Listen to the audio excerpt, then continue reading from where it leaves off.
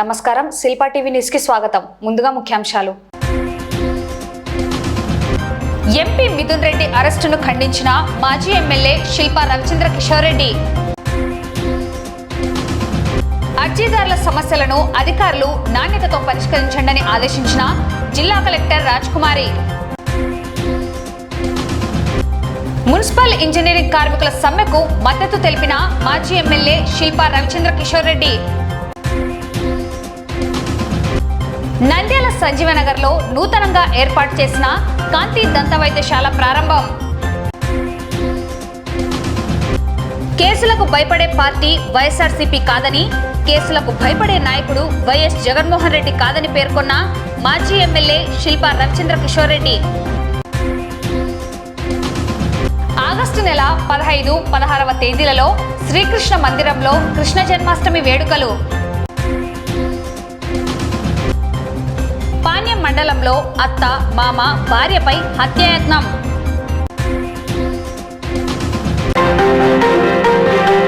YSR Congress party MP Peddireddy Mithun రెడ్డిని liquor scam కేసులో ఇరికించి arrest చేయడాన్ని తీవ్రంగా ఖండిస్తున్నామని, తాము కేసులకు భయపడే ప్రసక్తే లేదని, భవిష్యత్తులో మూల్యం చెల్లించక తప్పదని నంద్యాల మాజీ ఎమ్మెల్యే శిల్పా రవిచంద్ర కిషోర్ రెడ్డి కూటమి ప్రభుత్వ నేతలపై మండిపడ్డారు.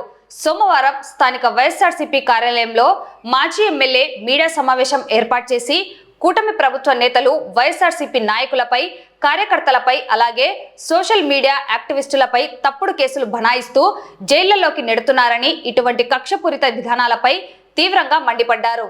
ఈ సందర్భంగా మాజీ ఎమ్మెల్యే శిల్పా రవిచంద్ర కిషోర్ రెడ్డి మాట్లాడుతూ, కూటమి ప్రభుత్వం అధికారం చేపట్టి ఏడాది దాటిపోతున్నా కూడా రాష్ట్రంలో ప్రజలకు మంచి చేయాలనే ఆలోచన లేదని, అభివృద్ధి, సంక్షేమాన్ని పక్కకు నెట్టి కేవలం వైఎస్ఆర్సీపీ పార్టీ నాయకులపై, అలాగే ప్రభుత్వంలో పనిచేసిన ఉన్నత స్థాయి అధికారులైన ఐఏఎస్లు, ఐపీఎస్లపై కక్షపూరితంగా వ్యవహరిస్తూ వారిని తీవ్ర ఇబ్బందులకు గురి చేస్తూ కేసులు పెట్టి జైళ్లలోకి నెడుతున్నారని అన్నారు.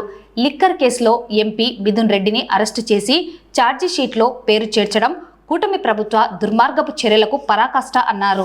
లిక్కర్ స్కామ్లో నాడు 50,000 కోట్లు దోచుకున్నారని, 40,000 కోట్లు దోచుకున్నారని, మరోసారి 30,000 కోట్లు దోచుకున్నారని, 3,000 కోట్లు దోచుకున్నారని, నేడు 2,000 కోట్లు దోచుకున్నారని కూటమి నేతలు అసత్యపు ఆరోపణలు చేయడం సబబు కాదన్నారు. డైవర్ట్ పాలిటిక్స్ కు కేర్ ఆఫ్ అడ్రస్ గా కూటమి ప్రభుత్వ నేతలు వ్యవహరిస్తున్నారని పేర్కొన్నారు. తిరుపతి లడ్డు విషయంలో చేసిన రాద్ధాంతం ప్రజలు మర్చిపోరని అన్నారు. ఎల్లో మీడియాను అడ్డుపెట్టుకుని అనేక కథనాలను వండి వారుస్తూ ప్రజల దృష్టిని మరలుస్తున్నారని పేర్కొన్నారు.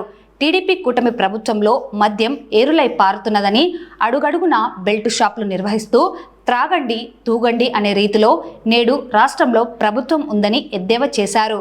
ముఖ్యమంత్రి చంద్రబాబు అరెస్టు విషయం రాష్ట్ర ప్రభుత్వంతో సంబంధం లేదని, కేంద్ర ప్రభుత్వం చట్ట పరిధిలో తన పని తాను చేసుకొని వెళ్ళిందని స్పష్టం చేశారు. సోషల్ మీడియాలో తమ అభిప్రాయాలను పంచుకున్న సోషల్ మీడియా యాక్టివిస్టులను అరెస్టులు చేసి రిమాండ్లు, తప్పుడు కేసులను బనాయిస్తూ తీవ్ర ఇబ్బందులకు గురి చేస్తున్నారని అన్నారు. కూటమి ప్రభుత్వం అధికారం చేపట్టి ఏడాది కాలం దాటిపోయిందని, ఎన్నికల ముందు ప్రజలకు ఇచ్చిన సూపర్ 6 పథకాలు అమలు చేశారో లేదో ప్రజలకు తెలియజేయాలన్నారు. తల్లికి వందనం పథకాన్ని ఎంతవరకు అమలు చేశారు, ఎంతమంది తల్లులకు వారి ఖాతాల్లో నగదును బదిలీ చేశారో చెప్పాలన్నారు. గత వైసీపీ ప్రభుత్వంలో అమ్మఒడి పథకానికి సంబంధించి తల్లుల ఖాతాల్లో నగదును బదిలీ చేశామని పేర్కొన్నారు. అయితే కూటమి ప్రభుత్వంలో గత ప్రభుత్వం ఇచ్చిన పథకాల కంటే ఎక్కడా కూడా ఒక్కరైనా ఎక్కువ ఇచ్చిన దాఖలాలు లేవని, నంద్యాలలోని వివిధ వార్డులలో ఇప్పటికీ కూటమి ప్రభుత్వం హయాంలో తల్లికి వందనం పథకంలో భాగంగా ఇచ్చిన నగదు బదిలీల సంఖ్యను వివరించారు.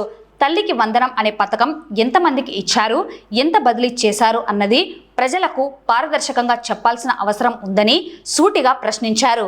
కేవలం కూటమి ప్రభుత్వం వైఎస్ఆర్సీపీ నేతలను అణచివేయాలని, చిత్తూరులో పెద్దిరెడ్డి కుటుంబాన్ని అణచివేసేందుకు చేసిన కుట్రలో భాగంగా ఎంపీ మిథున్ రెడ్డిని అరెస్టు చేసి కేసులో ఇరికించారని, ఈ విషయాన్ని తీవ్రంగా ఖండిస్తున్నామని తెలిపారు. ఇలాగే వైఎస్ఆర్సీపీకి చెందిన మాజీ మంత్రులను, ఎమ్మెల్యేలను అరెస్టు చేశారని వెల్లడించారు. సీనియర్ ఐపీఎస్లు, ఐఏఎస్లను కూటమి ప్రభుత్వం కక్షపూరిత చర్యలకు పాల్పడుతున్నదని, ఆ అధికారులు వారి ఉద్యోగాలకు రాజీనామాలు చేసి వెళ్తున్నారని తెలిపారు. కూటమి ప్రభుత్వం శాశ్వతంగా అధికారంలో ఉంటామనుకోవడం పొరపాటని, తప్పుడు విధానాలు చేస్తున్న కూటమి ప్రభుత్వానికి ప్రజలు బుద్ధి చెప్పి గద్దె దింపుతారని పేర్కొన్నారు. ఈ సమావేశంలో వైఎస్ఆర్సీపీ నంద్యాల జిల్లా ఉపాధ్యక్షుడు దాల్మిల్ అమీర్ బాషా, జిల్లా ప్రధాన కార్యదర్శి సోమశేఖర్ రెడ్డి, జిల్లా అధికార ప్రతినిధి అనిల్ అమృతరాజ్, జిల్లా సాంస్కృతిక విభాగం అధ్యక్షుడు టీవీ రమణ, కౌన్సిలర్స్ విజయభాస్కర్, షాదిక్ బాషా, మాజీ కౌన్సిలర్ జాకీర్ హుసేన్, జలీల్, కాల్వ నాగరాజు, ఎర్రన్న పార్టీ నేతలు పాల్గొన్నారు.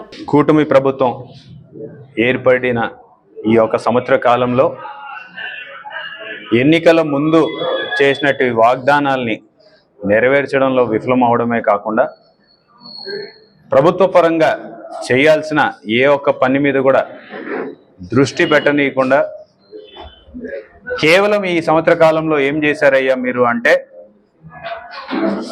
ప్రతిపక్షమైనటువంటి వైఎస్ఆర్ కాంగ్రెస్ పార్టీ ఒక నాయకులని వాళ్ళ మీద తప్పుడు కేసులు పెట్టడము, వారికి సంబంధించినటువంటి కార్యకర్తలకి లేకపోతే మద్దతుదారులని టార్గెట్ చేయడము, సోషల్ మీడియాలో ఈ ప్రభుత్వం ఒక నిర్లక్ష్య ధోరణిని, ఈ ప్రభుత్వం ఒక వైఫల్యాన్ని ఎవరైనా సరే సోషల్ మీడియాలో పోస్ట్ చేస్తే వారి మీద కేసులు పెట్టడము,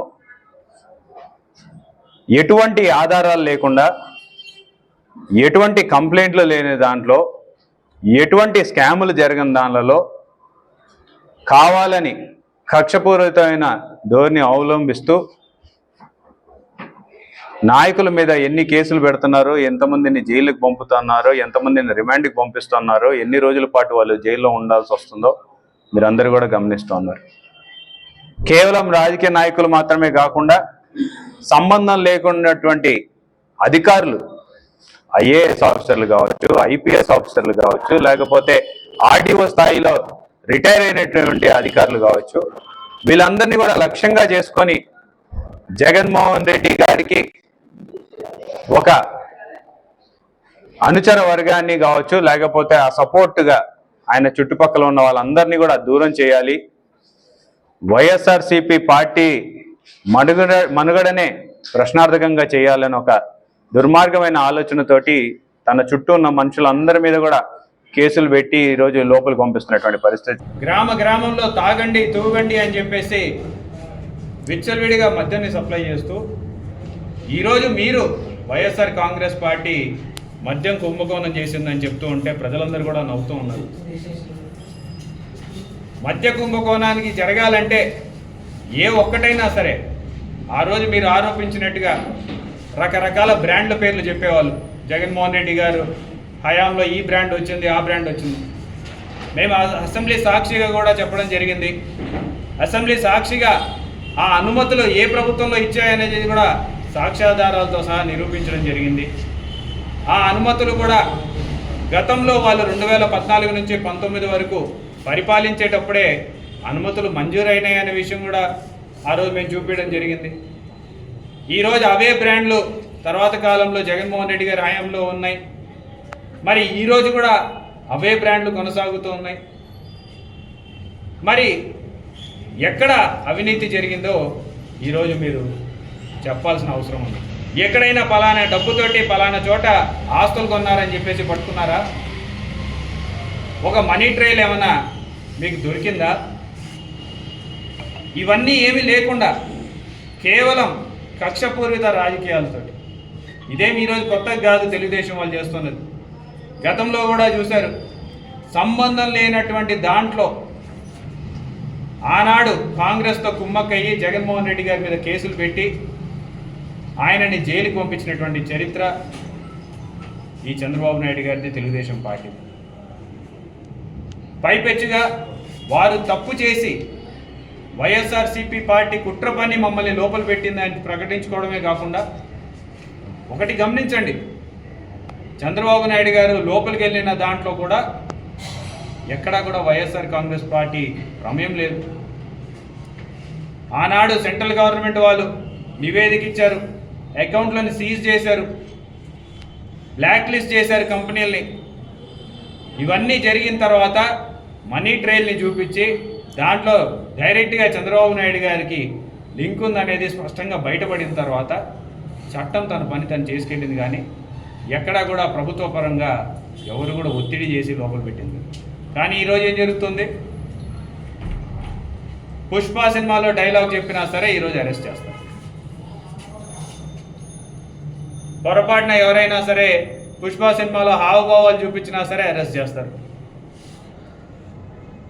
సోషల్ మీడియాలో తన మనసుకి ఏం నచ్చిందో చెప్పడానికి వేదికైనటువంటి సోషల్ మీడియాలో ఒక అభిప్రాయాన్ని పంచుకుంటే కూడా అరెస్టులు చేస్తారు, రిమాండ్లకు పంపిస్తారు, తప్పుడు కేసులు పెడతారు. సంబంధం లేనటువంటి దాంట్లో కూడా ఎస్సీ ఎస్టీ కేసులు పెడతారు. అవతల వ్యక్తి తెలుగుదేశం పార్టీ వాళ్ళే తెలుగుదేశం పార్టీ నాయకుల్ని చంపిన దాంట్లో కూడా వైసీపీ నాయకుల్ని ఇరికిచ్చి కేసులు పెడతారు. ఇందాక నేను చెప్పాను కదా, అండ్ అదర్స్ అని పెట్టడం, దాంట్లో వైసీపీ నాయకులు పలానా పేర్లు పెట్టండి, టార్గెట్ చేయండి, ఈ నియోజకవర్గంలో వీళ్ళందరినీ లోపలికి పంపించండి అని చెప్పేసి ప్రతి ఒక్క నియోజకవర్గంలో ఇదే పనిగా పెట్టుకున్నారు. 1 సంవత్సరం కాలం తర్వాత మీరు ఏం చేశారు అని చెప్పేసి ఒకసారి ఆలోచించుకోమని చెప్పి కోరుతాను. మీరు ఇచ్చినటువంటి వాగ్దానాల్లో ఎన్ని నెరవేర్చారో అని ఒకసారి ఆలోచించుకోమని చెప్పి కోరుతాను. 5 సంవత్సరాల క్రితం జగన్మోహన్ రెడ్డి గారి ప్రభుత్వంలో అధికారులు పనిచేసినారంటే అంతకుముందు 5 సంవత్సరాల క్రితం తెలుగుదేశం ప్రభుత్వంలో పనిచేసినారా లేదా? ధనంజయ రెడ్డి గారు కేవలం వైఎస్ఆర్సీపీ ప్రభుత్వంలో మాత్రమే పనిచేసినారా? కృష్ణమోహన్ రెడ్డి గారు కేవలం వైఎస్ఆర్సీపీ ప్రభుత్వం కోసం పనిచేసినారా? చంద్రబాబు నాయుడు గారి టైంలో పనిచేయలేదా? కృష్ణమోహన్ రెడ్డి గారు అయితే చంద్రబాబు నాయుడు గారి టైంలో మన కర్నూలులోనే ఉండే. ధనంజయ రెడ్డి గారు కాంగ్రెస్లో చేసినారు, తెలుగుదేశంలో చేసినారు, వైసీపీలో చేసినారు.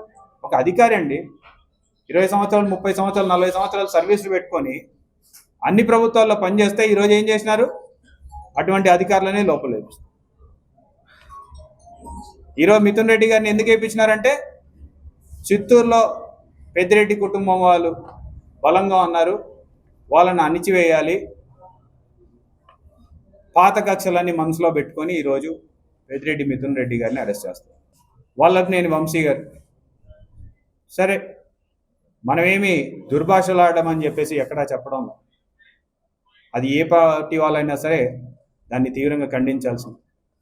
కానీ ఎన్ని కేసులు, ఎటువంటి కేసులు? కాకాని గోవర్ధన్ రెడ్డి గారు ఏం తప్పు చేశారు? ఎన్ని కేసులు పెడతారు? సురేష్ గారు. సో ఇట్లా ఒకటే నిర్ణయించుకున్నారు, వైసీపీ వాళ్ళని ప్రశ్నించే వాళ్ళందరినీ కూడా లోపలికి చెవిరెడ్డి భాస్కర్ రెడ్డి గారు ఆయన ఈ పార్టీయే కాదు, ఏ పార్టీ వాళ్ళైనా ప్రతి పార్టీ వాళ్ళు ఆయనకు సన్నిహితంగా ఉంటారు, పక్క రాష్ట్రం వాళ్ళు సన్నిహితంగా ఉంటారు. ఆయన అనుచరులు ఎవరో కమ్మ కులానికి చెందిన వారైతే వాళ్ళని పిలవడం, భయపెట్టడం, వీళ్ళ పేర్లు చెప్పండి, వాళ్ళ పేర్లు చెప్పండి. అంటే ఎక్కడికి పోతున్నాం? నిజంగా తప్పు చేసినంటే మీరు శిక్షిస్తే ఎటువంటి ఇబ్బంది లేదు. కానీ తప్పు చేయనటువంటి వ్యక్తులని, హై లెవెల్లో పెద్ద నాయకుల్ని, ఎంపీలని, ఎక్స్ఎమ్మెల్యేలని, మంత్రులని, ఎక్స్ మంత్రులని, లేకపోతే ఆఫీసర్లని, ఐఏఎస్లని, ఐపీఎస్లని, ఈరోజు ఐపీఎస్ ఆఫీసర్లు రాజీనామా చేసి వెళ్ళిపోయాల్సినటువంటి పరిస్థితి ఏర్పడుతుంది. ఆఫీసర్లు పక్క రాష్ట్రాలలో మీటింగ్లు పెట్టుకొని మనకెందుకు వచ్చిందిరా నాయన అనే పరిస్థితికి తీసుకొచ్చినారు.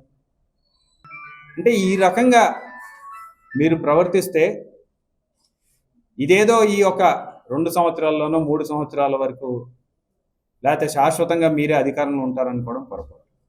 5 సంవత్సరాలకు ఒకసారి డెమోక్రటిక్ కంట్రీ కాబట్టి ఎలక్షన్లు జరుగుతాయి. ఈరోజు ఏ రకంగా అయితే మీరు అధికారంలోకి వచ్చారో, మీరు చేసినటువంటి తప్పుడు విధానాలే మిమ్మల్ని గద్దెని దింపుతాయి. ఆ రోజు మేము అధికారంలోకి వచ్చినప్పుడు ఏ విధంగా ప్రవర్తించాలో అనేది మీరు మాకు నేర్పుతున్న వారు అవుతున్నారనే విషయాన్ని మీరు గుర్తుపెట్టుకోవాలని చెప్పేసి తెలియజేస్తాం. వైఎస్ఆర్సీపీ పార్టీ నాయకులు కావచ్చు, కార్యకర్తలు కావచ్చు, లేకపోతే మా అధినాయకుడు కావచ్చు, ఎవ్వరు కూడా ఎటువంటి కేసులకి భయపడే ప్రశ్నే లేదు. ఇన్ని కేసులే కాదు, ఇంకొక కొంతమంది మీద కేసులు పెట్టాలని చెప్పేసి మీరు ఆలోచిస్తున్నారు. వారి మీద పెట్టినా భయపడేది లేదు, మా మీద పెట్టినా భయపడేది లేదు. ఎవరి మీద పెట్టినా సరే మీరు మూల్యం చెల్లించక తప్పదని చెప్పేసి కూడా తెలియజేసుకుంటూ సెలవు తీసుకుంటాం. ప్రజల అర్జీల పరిష్కారంలో అలసత్వం చూపకుండా మెరుగైన రీతిలో నాణ్యతగా పరిష్కరించి అర్జీదారులు సంతృప్తి చెందేలా కృషి చేయాలని జిల్లా కలెక్టర్ రాజ్కుమారి గనియా అధికారులను ఆదేశించారు. సోమవారం కలెక్టరేట్లోని పీజీఆర్ఎస్ హాలులో జిల్లా నలుమూలల నుండి వచ్చిన ప్రజల నుండి కలెక్టర్, జాయింట్ కలెక్టర్, డిఆర్ఓ అర్జీలను స్వీకరించారు. ఈ సందర్భంగా కలెక్టర్ మాట్లాడుతూ ప్రజా పరిష్కార వేదికకు వచ్చే అర్జీదారుల సమస్యల పరిష్కారంలో నాణ్యతతో మెరుగైన రీతిలో పరిష్కరించాలని అధికారులను ఆదేశించారు. జిల్లాలో రెవెన్యూ, రీసర్వే అంశాలపై ఎక్కువ శాతం ఫిర్యాదులు రావడం జరుగుతుందని, అందుకు ఆర్డీఓలు, తహసీల్దార్లు ప్రత్యేక దృష్టి సారించి పరిష్కారం దిశగా చర్యలు తీసుకోవాలని సంబంధిత అధికారులను కలెక్టర్ హెచ్చరించారు. ముఖ్యంగా ఆర్డీఓలు ప్రతిరోజు తహసీల్దార్లతో టెలికాన్ఫరెన్స్ నిర్వహించి అర్జీలు బియాండ్ ఎస్ఎల్ఏలోకి వెళ్లకుండా పరిష్కరించేలా చూడాలన్నారు.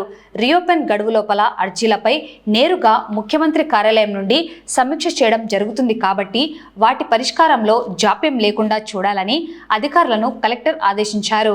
అదేవిధంగా ప్రజా పరిష్కార వేదికకు వచ్చే విభిన్న ప్రతిభావంతుల కోసం 3 సహాయకులను ఏర్పాటు చేయడం జరిగిందన్నారు.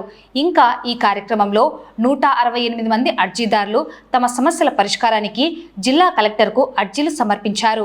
సదరు సమస్యలన్నిటినీ నిర్ణీత గడువులోగా పరిష్కరించాలని సంబంధిత అధికారులకు ఎండార్స్ చేస్తూ కలెక్టర్ ఆదేశాలు జారీ చేశారు. సమావేశంలో జాయింట్ కలెక్టర్ విష్ణుచరణ్, డిఆర్ఓ రాము నాయక్, డిప్యూటీ కలెక్టర్లు, జిల్లా అధికారులు తదితరులు పాల్గొన్నారు.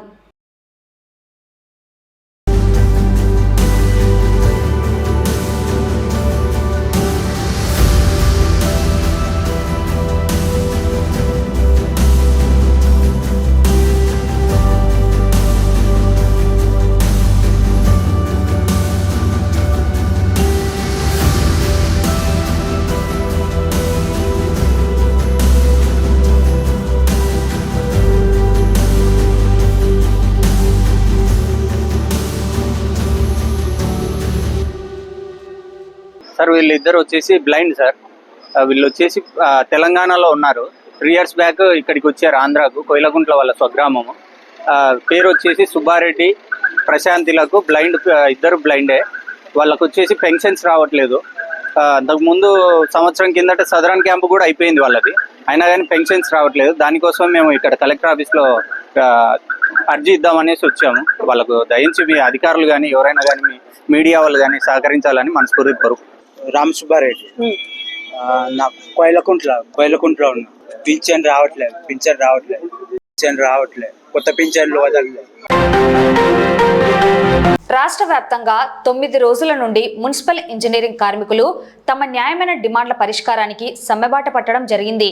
ఈ నేపథ్యంలో నంద్యాల మున్సిపల్ ఇంజనీరింగ్ కార్మికులు సమ్మెను చేపట్టారు.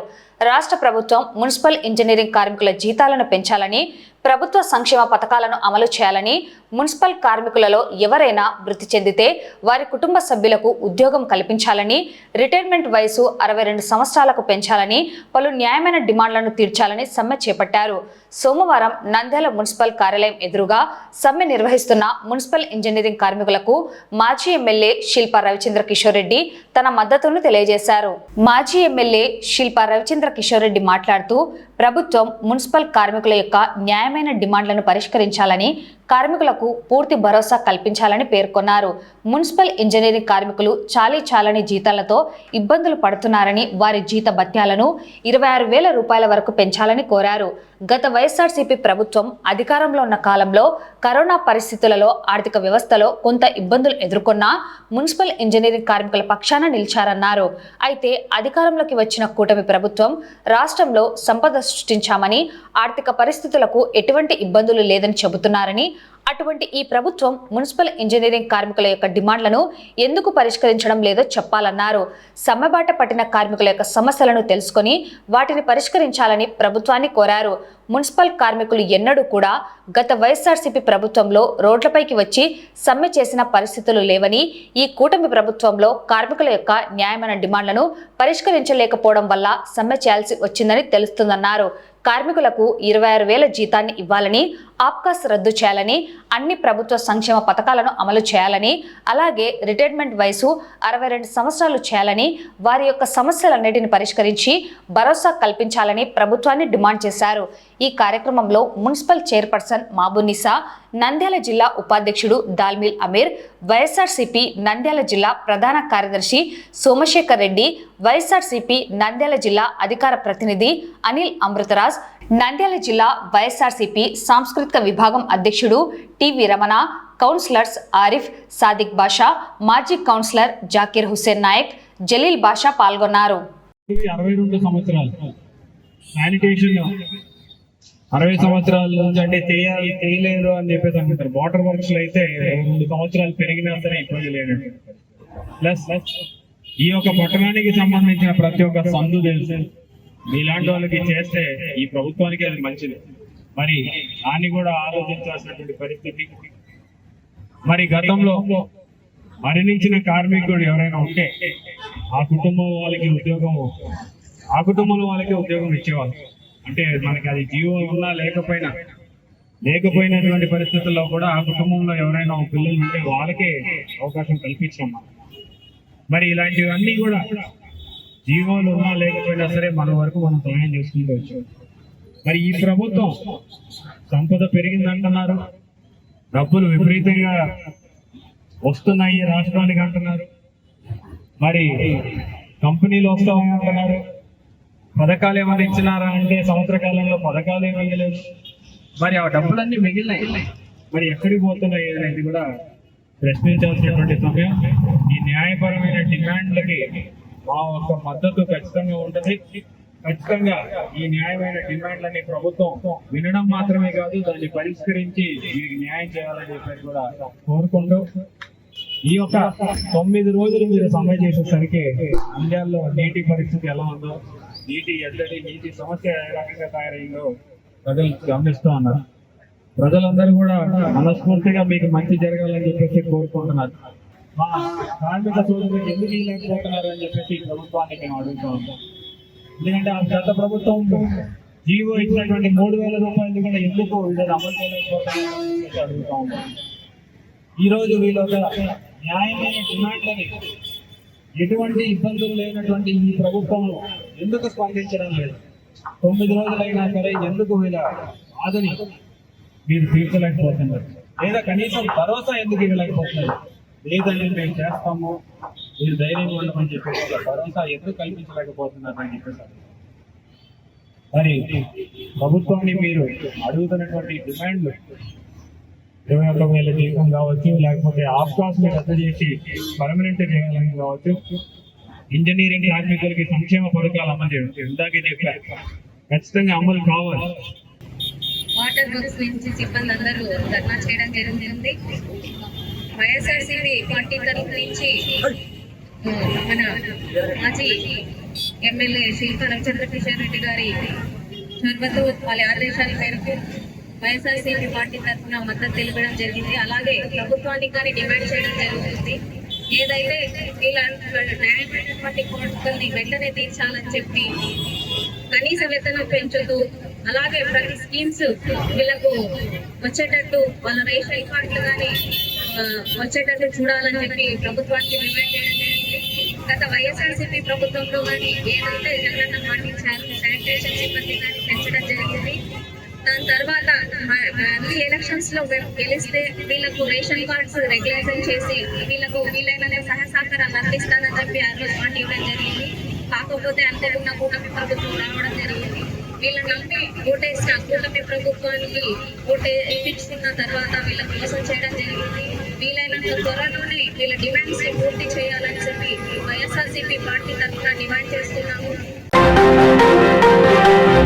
నంద్యాల సంజీవనగర్లో డాక్టర్ సునీల్ జాషువా నూతనంగా ఏర్పాటు చేసిన కాంతి దంత వైద్యశాలను ఆంధ్ర, తెలంగాణ ఉభయ రాష్ట్రాల క్రిస్టియన్ జేఏసీ ప్రధాన కార్యదర్శి పాస్టర్ మన్నెం జానయ్య ఘనంగా ప్రారంభించారు. అత్యాధునిక దంతవైద్య చికిత్సలను అందుబాటులోకి తీసుకొని వచ్చామని, నంద్యాల పట్టణంలో ఎన్జిఓ కాలనీలో ఓ దంత వైద్యశాలను గతంలోనే ప్రారంభించడం జరిగిందన్నారు. నూతనంగా నంద్యాల పట్టణ వాసులకు అందుబాటులో దంతవైద్య చికిత్సలను, సేవలను అందించడం జరుగుతుందని, ఈ అవకాశాన్ని ప్రజలు సద్వినియోగం చేసుకోవాలని డాక్టర్ సునీల్ జాషువా కోరారు.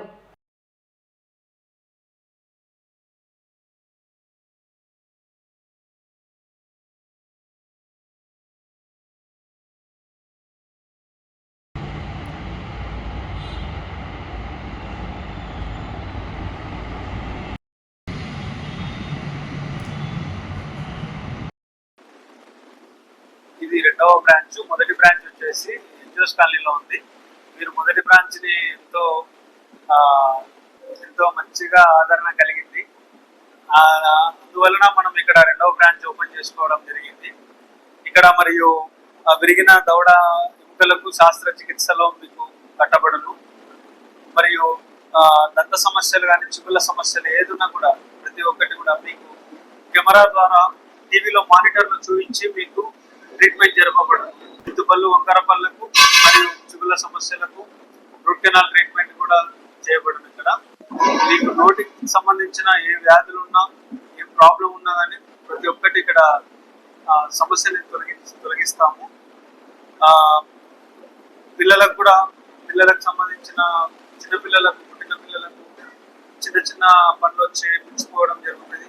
వారికి కూడా మంచిగా చూసి వాళ్ళ ట్రీట్మెంట్ ఇవ్వబడను.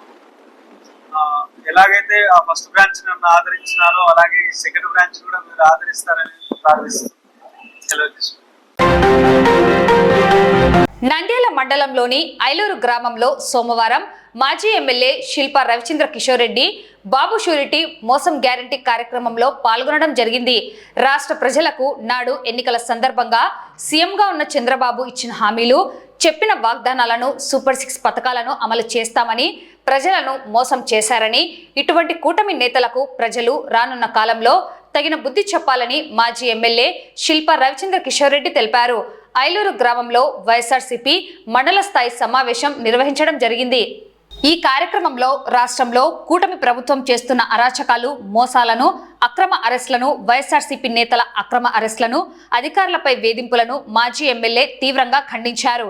ఎన్నికల సమయంలో రాష్ట్రంలో సంపద సృష్టిస్తానని చెప్పి నేడు రాష్ట్రాన్ని అప్పుల ఊబిలోకి నెట్టాడని విమర్శించారు. సూపర్ 6 పథకాలంటూ ఉదరగొట్టి నేడు పథకాలను అమలు చేయడంలో ఫెయిల్యూర్ అయ్యాడని, బాబు షూరిటీ మోసం గ్యారంటీ అని ప్రజలు తెలుసుకున్నారని ఎద్దేవా చేశారు. కూటమి ప్రభుత్వం ప్రజలకు చేసిన మోసాలను వైఎస్ఆర్సీపీ నేతలు, కార్యకర్తలు ప్రతి ఇంటికి వెళ్లి వివరించాలని కోరారు. కూటమి నేతలకు తగిన బుద్ధి చెప్పాలని కోరారు. రాష్ట్రంలో వైఎస్ఆర్సీపీ నాయకులను, మాజీ ఎమ్మెల్యేలను, ఎంపీలను, అధికారులను కూటమి నేతలు కక్షగట్టి, పగబట్టి అక్రమ కేసులు బనాయిస్తున్నారని, జైళ్లలోకి నెడుతూ తీవ్రంగా ఇబ్బందులు పెడుతున్నారని అన్నారు. కేసులకు భయపడే పార్టీ వైఎస్ఆర్సీపీ కాదని, కేసులకు భయపడే నాయకుడు వైఎస్ జగన్మోహన్ రెడ్డి కాదని అన్నారు.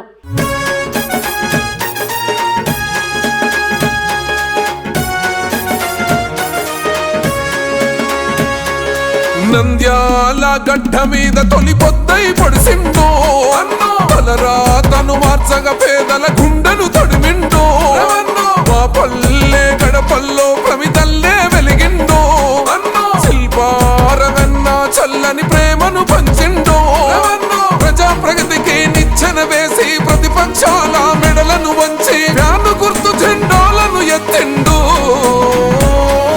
నంద్యాల లీడరువే అన్నా శిల్పారవన్న, ఫ్యాను గుర్తు చెండెత్తినవే అన్నా శిల్పారవన్న. నంద్యాల లీడరువే అన్నా శిల్పారవన్న, ఫ్యాను గుర్తు చెండెత్తినవే అన్నా శిల్పారవన్న.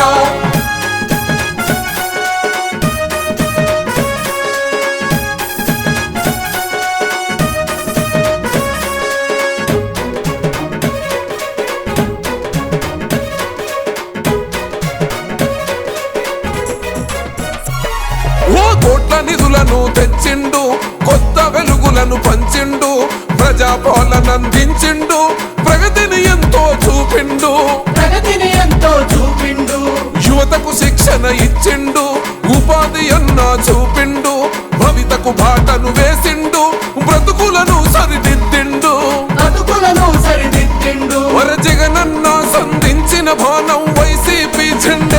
హృదయం నంద్యాల జన ప్రపంచనం అన్నా నంద్యాల లీడరువే అన్న శిల్పారవ్వన్న ఫ్యాను గుర్తు చెండెత్తినవే అన్న శిల్పారవ్వన్న నంద్యాల లీడరువే అన్న శిల్పారవ్వన్న ఫ్యాను గుర్తు చెండెత్తినవే అన్న శిల్పారవ్వన్న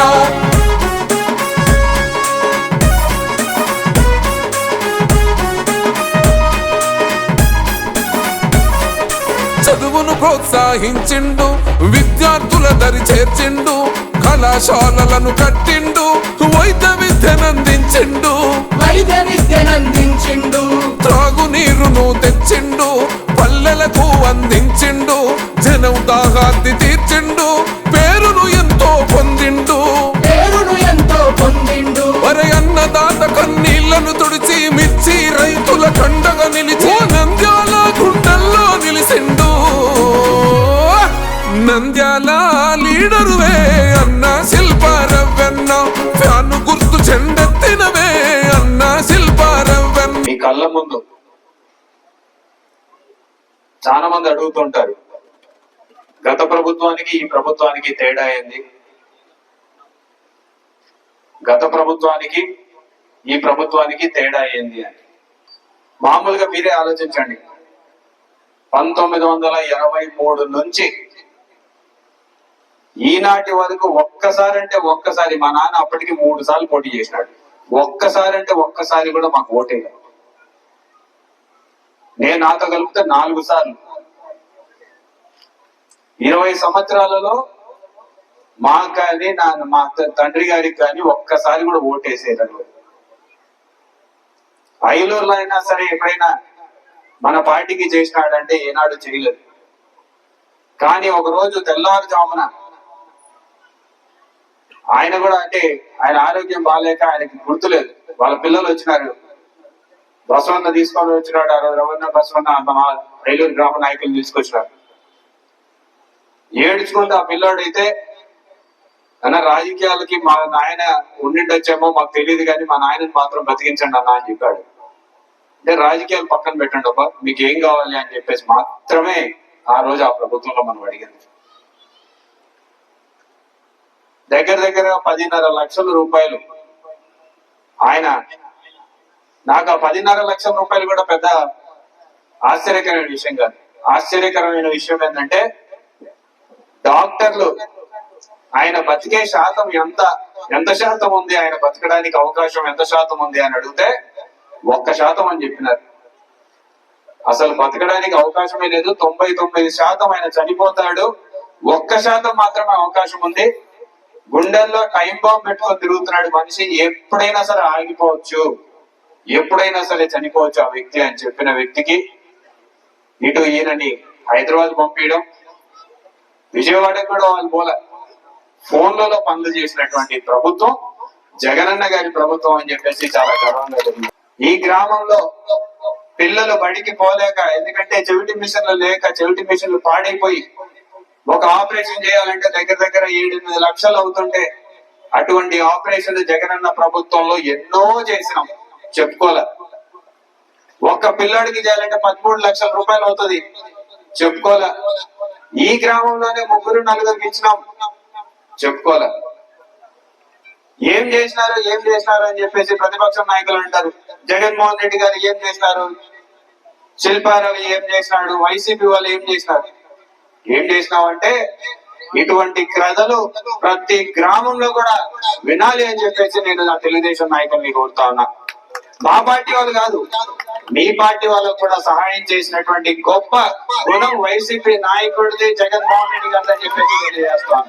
మతం చూడం, పార్టీ చూడం, ప్రాంతం చూడం అని చెప్పేసి మాటలు చెప్పడం కాదు, చేతుల ద్వారా చేసి చూపించామని చెప్పేసి ఈరోజు చాలా గర్వంగా తెలియజేస్తున్నా.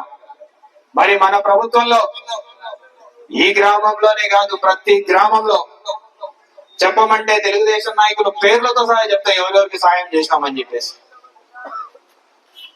వాళ్ళని పార్టీ పరంగా చూడ, మనిషిని ప్రాణంగా ఒక పేదవాడిగా మాత్రమే ఆ రోజు చూడడం జరిగింది. మరి ఈ రోజు ఏం చేస్తున్నారు, ఈ ప్రభుత్వం వచ్చినప్పటి నుంచి ఓహో వీడు వైసీపీ పార్టీకి ఓటేసినాడు కాబట్టి పెన్షన్ కట్ చేయండి, రేషన్ కట్ చేయండి, ఆఖరికి రేషన్ షాప్ డీలరా తీసేసేయండి, ఫీల్డ్ అసిస్టెంట్ గా పనిచేస్తున్నాడా పీకేసేయండి, లేకపోతే ఆఖరికి కసులు కొట్టుకుంటున్నారా వాళ్ళని కూడా తీసేసేయండి. వైసీపీ నాయకులు ఎవరు కూడా పని చేయకూడదు. వాళ్ళకి ఎక్కడైనా సరే ఒక చిన్న ఉద్యోగం ఉంటే ఆఖరికి వాళ్ళు 3,000 4,000 నెలకి సంపాదించుకునే ఉద్యోగాలు ఉంటే ఆ ఉద్యోగాల్ని కూడా లాక్కుంటున్నారు. మరి ఏ ప్రభుత్వం ప్రజాప్రభుత్వం అనేది ఒకసారి మిమ్మల్ని ఆలోచించుకోమని చెప్తున్నా. ఆ రకంగా మనం పీకడం మొదలు పెట్టినంటే ఈ రోజు గత 20 సంవత్సరాలుగా తెలుగుదేశంలో పార్టీకి అండగా నిలుస్తున్న వాళ్ళు ఎంతో మంది ఇంకా మనం ఎప్పుడో తీసేసి ఉంటారు. ఎలక్షన్ల ముందర ప్రతి ఒక్కటి ఏది అడిగినా ఇది చేస్తాం. ఇప్పుడు ఇంట్లో ప్రతి ఒక్క మహిళ ఉంటే 18 ఏళ్ళ మహిళ మొత్తానికి ఎంత మంది మహిళలు ఉన్నా కూడా ప్రతి ఒక్కరికి 1,500 రూపాయలు ఇస్తానని చెప్పినాడు.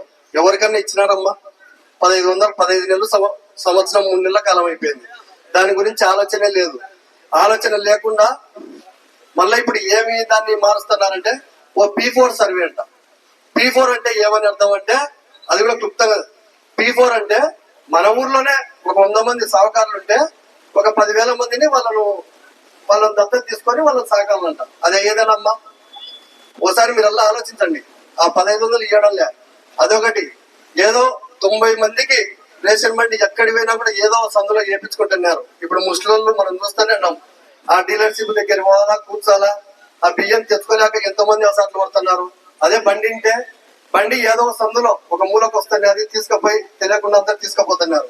ఇప్పుడు ఏమైనా బండి వస్తుందా మనకు ఎవరికన్నా? వాళ్ళు చెప్పింది ఒకటి, చేసేది ఒకటి. అదొకటి. ఇంతవరకు 15 నెలలు అయింది, ఒక్కటన్నా ఒకటి కొత్త పింఛన్ ఇచ్చినారా? ఆ పొద్దు మన కోడ్ వచ్చి ఆగిపోయిన 60 పింఛన్లు, అవి కూడా ఇంతవరకు శాంక్షన్ చేయలే. ఏమనంటే ఇప్పుడు వస్తుంది, రేపు వస్తుంది, ఎల్లుండి వస్తుంది, ఇదే వచ్చేది. ఇంకా ఏం లేదు. అదొకటి మోసము. అదే విధంగా మనం మన గ్రామ పరిస్థితి ఆలోచించుకుందాం. పోయినసారి నాడు నేడు కింద మనం స్కూల్లో కట్టించుకున్నామా లేదా? ప్రతి ఒక్కరు పోయి మన స్కూల్లో చెక్ చేసుకోవాలి. ఎంత నీట్ గా స్కూల్లో చెక్ చేసి కట్టించుకున్నామంటే అంత నీట్ గా కట్టించుకున్నాం. అది ఎవరు? మన వైఎస్ఆర్సీపీ గవర్నమెంట్ లో మన జగనన్న ముఖ్యమంత్రి ఉండగా, మన రెవెన్యూ ఎమ్మెల్యే గారు ఉండగా. ఇప్పుడు ఏమన్నా బడికి ₹1 అంటే ₹1 ఖర్చు పెడుతున్నారా? ఏం లేదు. దాంట్లో పోయి ఊరికి ఫోటోలు దిగుతున్నారు. ఫోటోలు దిగి బాగా స్కూల్ అని చెప్తున్నారు. ఇంతమంది ట్యాబులు ఇచ్చినాడు. ఎందుకు ఇచ్చినాడు ట్యాబులు? సిబిఎస్ఈ సిలబస్ డెవలప్ చేసి, ఇంగ్లీష్ మీడియాన్ని డెవలప్ చేసి, దాన్ని ప్రతి ఒక్క బీద పిల్లలకు చేర్చాలనే ఉద్దేశంతో ఆ విధంగా ట్యాబులు ఇచ్చి ప్రోత్సహించి మన బీద పిల్లలు కానీ ఎవరన్నా కానీ ఆ బళ్ళకు పోతే చేసుకోవాలనే ఉద్దేశంతో ఆ విధంగా ట్యాబులు ఇచ్చి సిబిఎస్ఈ ఇంగ్లీష్ మీడియం తీసుకొచ్చి దాన్ని తీసేసినారు. ఏమంటే ఇంగ్లీష్ మీడియం కానీ ఎవరన్నా కానీ వాళ్ళ పిల్లలు వాళ్ళే చదువుకోవాల, మిగతా వాళ్ళు ఎవరు చదువుకోకూడదు. నంద్యాల పట్టణం పద్మావతి నగర్ లో వెలిసిన శ్రీకృష్ణ మందిరంలో ఆగస్టు నెల 15, 16వ తేదీలలో శ్రీకృష్ణ జన్మాష్టమి వేడుకలు ఘనంగా నిర్వహించడం జరుగుతుందని ఆలయ కార్యనిర్వహణ కమిటీ సభ్యులు పేర్కొన్నారు. ఈ మేరకు సోమవారం శ్రీకృష్ణ జయంతి ఉత్సవాల ఆహ్వాన పత్రికలను విడుదల చేశారు. ఆలయంలో నిర్వహించే వివిధ ఉత్సవ కార్యక్రమాల వివరాలను ఈ సందర్భంగా వారు తెలియజేశారు.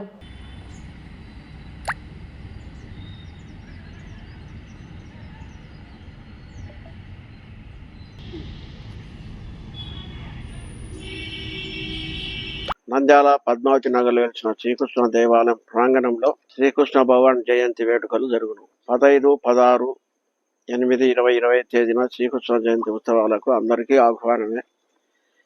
10వ తారీఖు రాత్రి 1 గంటకు కృష్ణ జన్మాష్టమి సందర్భంగా శ్రీకృష్ణునికి పూజలు జరుగును.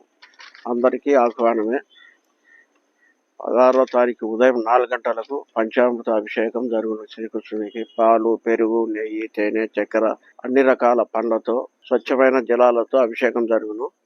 స్వామివారికి 16వ తారీఖు అభిషేకం తర్వాత స్వామివారికి పట్టు వస్త్రాలు, సువర్ణహారాలతో, గజమాలలతో, పుష్పహారాలతో అలంకరణ జరుగును. తులసిమాలతో అలంకరణ జరుగును. స్వామివారి దర్శనం 6 గంటలకు. తర్వాత గోపూజ, గోమాతకు పూజ చేయబడును. అందరికీ ఆహ్వానమే. నంద్యాల పట్టణంలో వెలిసిన పద్మావతి నగర్లో వెలిసిన శ్రీకృష్ణ మందిరం నందు వచ్చే నెల 16వ తేదీకు శ్రీకృష్ణ జన్మాష్టమి వేడుకలు రంగరంగ వైభవంగా జరుగుతుంది. దాన్ని పురస్కరించుకొని వచ్చే నెల 10వ తారీఖు భగవద్గీత మీద పోటీలు నిర్వహిస్తున్నాము. ఎవరైనా పోటీలలో పాల్గొనే వ్యక్తులుంటే ఇక్కడ దేవాలయంలో సంప్రదిస్తే దాని విధి విధానాలు చెప్పడం జరుగుతుంది.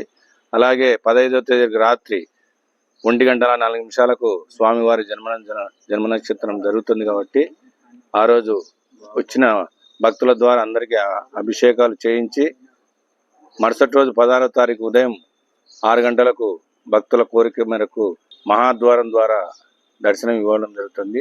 ఈ కార్యక్రమానికి అందరూ వచ్చేసి స్వామి దర్శించి స్వామి కృపకు పాత్రలవుతారని కోరుకుంటూ గత 8 సంవత్సరాల నుంచి దేవాలయానికి సహాయ సహకారాలు అందించిన హిందూ బంధువులకు, శ్రీకృష్ణ భక్తులకు, యాదవ సోదరులకు అందరికీ శ్రీకృష్ణ జన్మాష్టమి శుభాకాంక్షలు తెలియజేస్తూ అందరు రావాల్సిందిగా కోరుతున్నాం. మన నంద్యాల పట్టణంలోని పద్మావతి నగర్లో వెలిసిన శ్రీకృష్ణ దేవాలయం నందు 16వ తేదీ అంగరంగ వైభవంగా ప్రతి సంవత్సరం జరిగినట్లే కృష్ణాష్టమి వేడుకలు జరపడానికి పెద్దలందరూ నిర్ణయించినారు. భక్తులందరికీ తెలియజేయడంగా 10వ తేదీ మన భగవద్గీత పాఠ్యాంశం గురించి పోటీలు ప్లస్ వ్యాసరచన పోటీలు ఇవన్నీ జరగబడును. కాబట్టి అందుకు ఉత్సాహం చూపించేటువంటి ఎవరైనా సరే మన శ్రీకృష్ణ దేవాలయం నందు సంప్రదించడంలా ప్రతి ఒక్కరు పాల్గొనడానికి హిందూ బంధుమిత్రులందరికీ తెలియజేస్తున్నాము. ఈ రోజు శ్రీకృష్ణ జన్మాష్టమికి సంబంధించి కరపత్రం విడుదల చేయడం జరిగింది. ఆగస్టు 16వ తారీఖున శ్రీకృష్ణ జన్మాష్టమి పండుగ కార్యక్రమము కావున ప్రతి ఒక్కరూ రావాల్సినదిగా కోరుచున్నాము. శ్రీకృష్ణ జయంతి ఆగస్టు 16వ తేదీన నిర్వహించడం వల్ల పెద్దలు నిశ్చయించినారు. ఆ సందర్భమున 10 ఆగస్టున భగవద్గీత మీద పోటీలు నిర్వహిస్తున్నాము. అందులో పిల్లలకు శ్లోక పఠన పోటీ, తర్వాత కొద్దిగా కాలేజీ పిల్లలకు భగవద్గీత ప్రశ్నావళి పోటీ ఉంటుంది. సాయంత్రము ఓన్లీ మహిళలకు మాత్రమే వ్యాసరచన పోటీ ఉంటుంది. కాబట్టి దీనివల్ల కనీసం కొంతమంది అయినా భగవద్గీత చదివి ఈ పోటీలలో పాల్గొంటారనే ఉద్దేశంతోనే ఈ ప్రోగ్రాం చేయబడింది. పాణ్యం మండలంలో అత్త, మామ, భార్యపై భర్త ఆదాం హత్యాయత్నం చేశాడు. పోలీసుల రాకతో ప్రాణాపాయం నుండి బాధితులు తప్పించుకున్నట్లు సమాచారం. పాణ్యం మండల కేంద్రంలో ఆదాముకు 15 సంవత్సరాల క్రితం శాంతితో వివాహం జరిగింది. ఈ నేపథ్యంలో గత కొద్ది నెలల నుండి భర్త వేధింపులు తాళలేక భర్తను వద్దనుకొని ఆమె తల్లిదండ్రులతో పాటు తన 2 మగపిల్లలతో 5 నెలలుగా వేరుగా శాంతి జీవనం సాగిస్తున్నది. ఇనుప రాడ్డుతో అత్త మామలను భార్య శాంతిని హత్య చేయాలని భర్త ఆదాం దాడి చేసి హత్యాయత్నం చేస్తున్న సందర్భంలో పోలీసులు అక్కడికి చేరుకొని వారిని కాపాడడం జరిగిందని బాధితుల సమాచారం. చిన్నపాటి గాయాలతో తమ ప్రాణాలు దక్కాయని బాధితురాలు భార్య శాంతి, అత్త నాగేశ్వరమ్మ, మామ మద్దిలేటి తెలిపారు. వీరు ప్రస్తుతం జీజీహెచ్ నంద్యాలలో చికిత్స పొందుతున్నారు. తమకు ప్రాణహాని ఉందని తమను పోలీసులు రక్షించాలని వేడుకుంటున్నారు బాధితులు.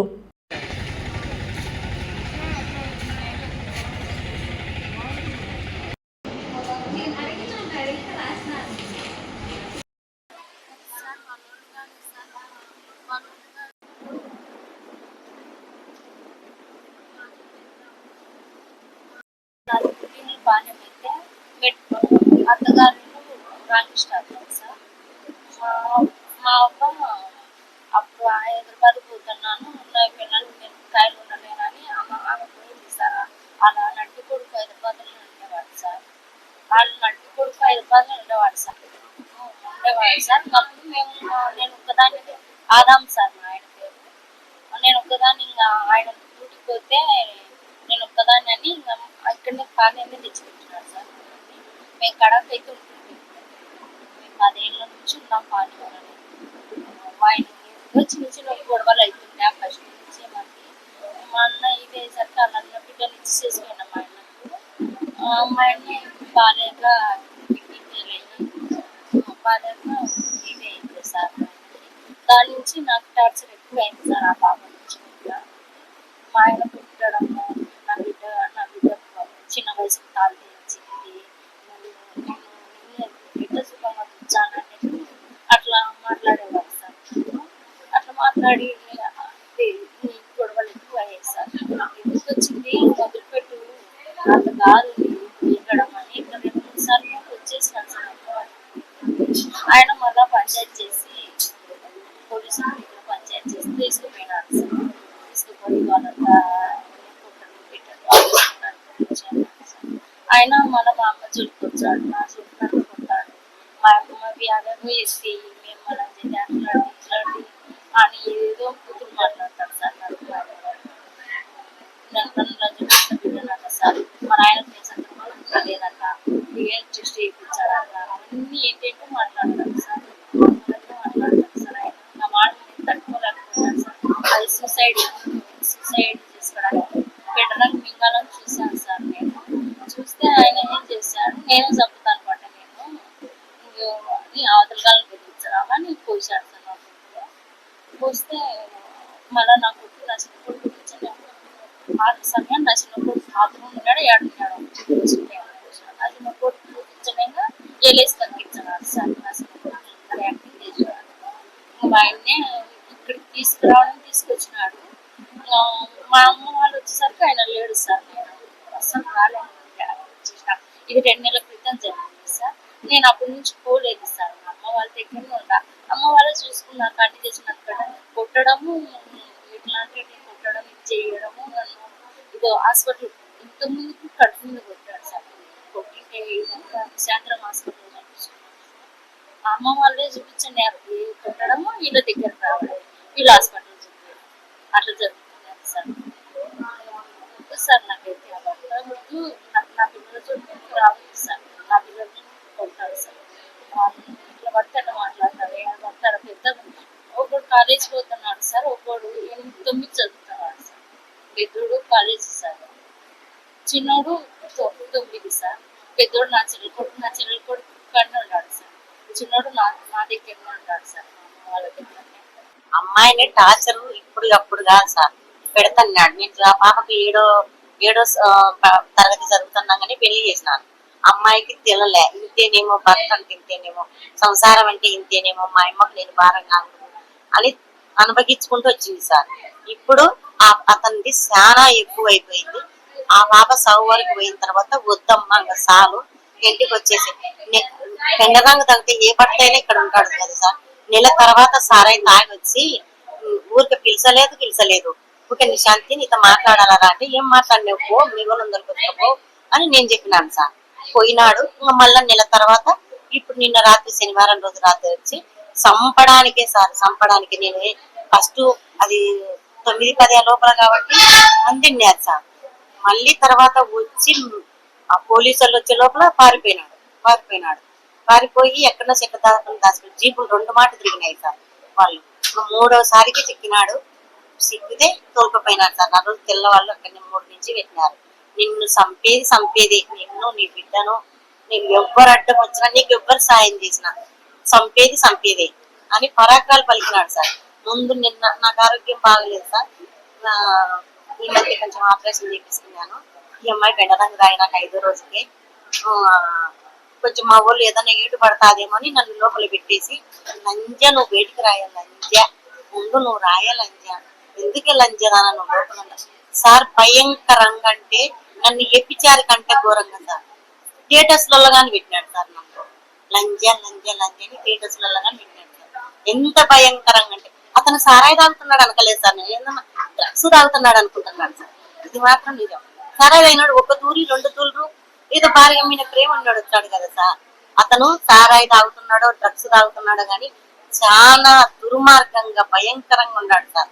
మామూలు అయితే చంపేదైతే ఖాయం, చంపుతాడు సార్. మాకు రక్షణ కావాలి. పోలీసు వారు కనుక రాకపోయి చంపేవాడు సార్. 3వసారి వచ్చినప్పుడు గేటుకు బీగ వేసుకుంటే సైలెంట్ గా వచ్చి తొంగి చూస్తున్నాడు సార్. అక్కడ మా తమ్ముడి భార్య ఉన్నాయి సార్. చూసి ఏం ఆదాము నీకు తెలివిందే లేదని అడిసింది సార్. అన్ని ఉన్నాయి సార్.